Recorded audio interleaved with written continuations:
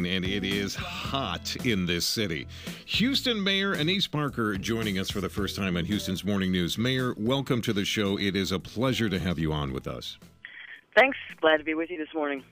Mayor, I was talking to City Councilman Mike Sullivan earlier this morning, and I asked him about the situation with the water. Are we possibly running out of water as we look to Lake Conroe, possibly to get some more water? Here's what he said, and I'm interested in your response to this. Some of my constituents have said, hey, the reason the city is not being more aggressive in making people aware of the water problem is that this record heat is creating record water usage, which has generated a windfall for the city.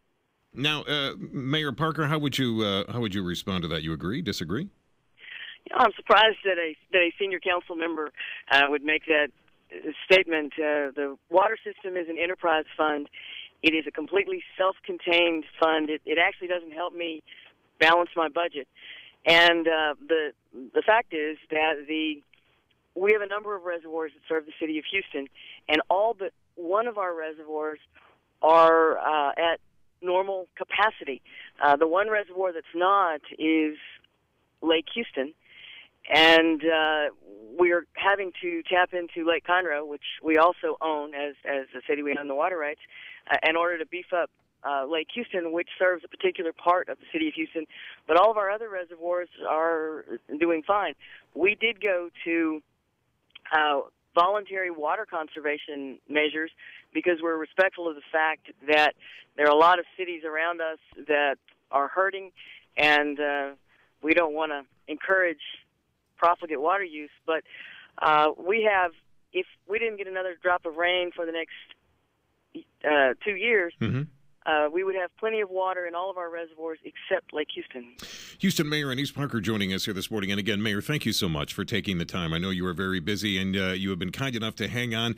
When we come back, interesting story about what some Houstonians are doing to beat the heat. And I want you to share that story with us coming up from your perspective. Very, very interesting. And we'll have the mayor telling us that story in just a moment.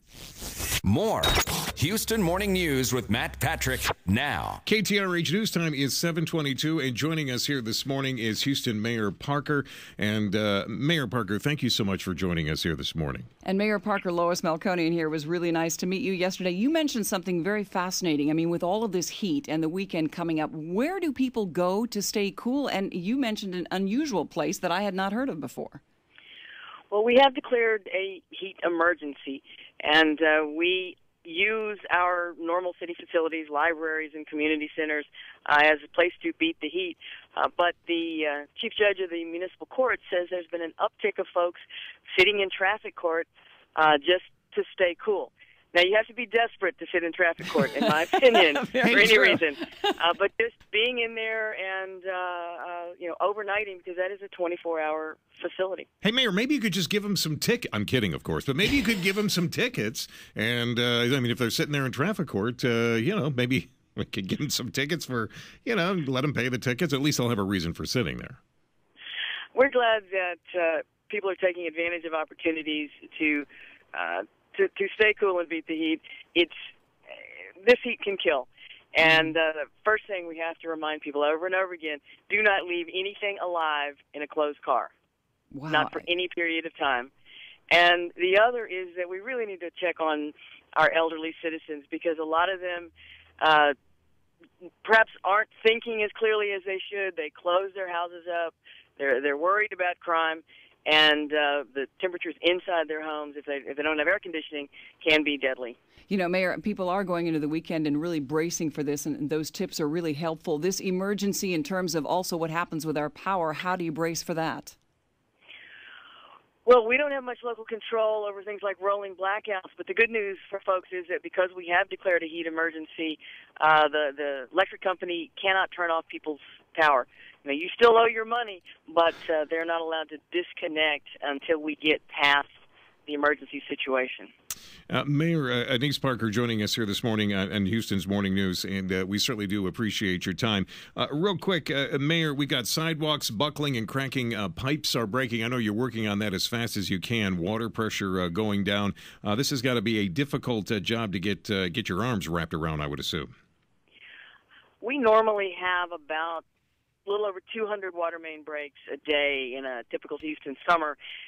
This year we actually peaked at over 700 water main breaks. We're down in the 500s right now, so we're operating every crew we have. We're running overtime. We've used emergency purchases for other crews, and we're doing our best. People do need to call in and tell us where the water main breaks are. I mean, we may not get to it right away, but we will get to it.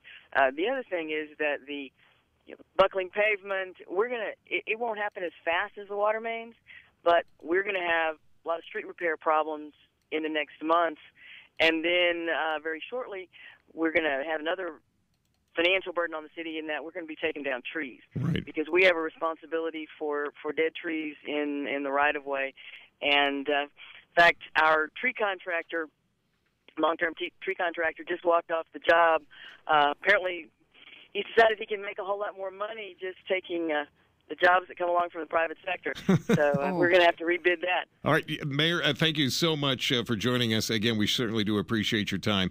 Houston Mayor Annise Parker joining us here this morning on Houston's Morning News.